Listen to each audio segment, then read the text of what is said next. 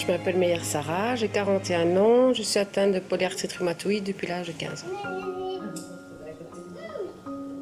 Ça occasionne des douleurs aux mains et aux pieds surtout, des raideurs. Je ne sais pas les bouger, je dois mettre des attelles. Et des fois, je n'arrive presque plus à marcher. Mais je continue parce que si je reste à rien faire, ça va se figer. Alors là, c'est pire. Ça va ici? C'est très contraignant. Mais bon, on vit avec. Hein. Aucun traitement ne fonctionne et je les ai déjà quasi tous faits. Donc, on va les refaire un ancien traitement pour voir. Et voilà. Mais ça va aller mieux après.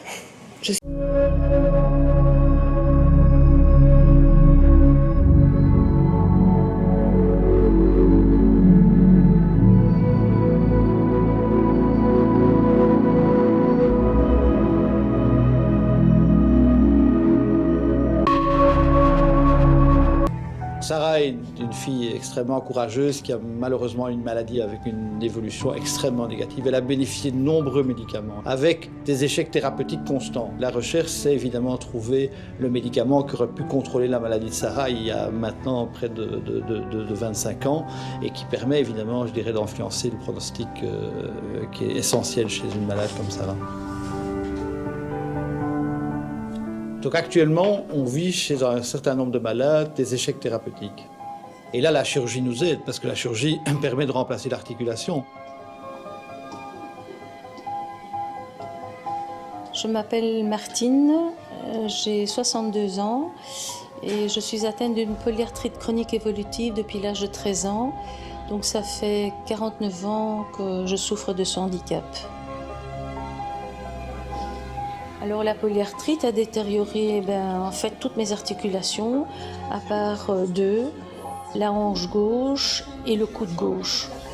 Toutes les autres articulations sont prothésées. Malgré les prothèses, la polyarthrite est toujours active et elle détruit l'os, donc je suis quand même à la 3e prothèse de cheville à droite.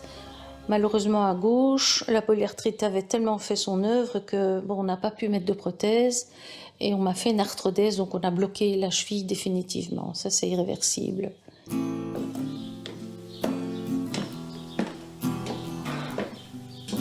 Mais ça permet donc de bouger et de ne plus avoir mal aussi. Parce que fatalement, quand on enlève un os qui est rongé, etc., eh bien, il n'y a plus de douleur. Hein. C'est le cartilage enflammé qui fait mal.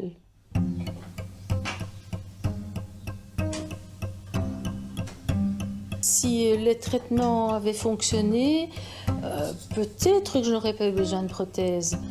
Mais bon, dans mon cas, comme ça date quand même il y a près de 50 ans, les traitements n'étaient pas aussi bien mis au point que maintenant.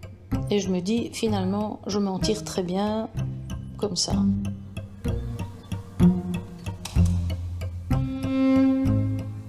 Dans le cadre des malades chroniques comme Martine, il est clair évidemment que la mise en place de prothèses est quelque chose d'essentiel. Mais c'est un échec parce que sur le plan conceptuel, cela veut dire qu'on a laissé, je dirais, le processus détruire l'articulation. Et donc on doit faire mieux, on doit s'assurer qu'on continue.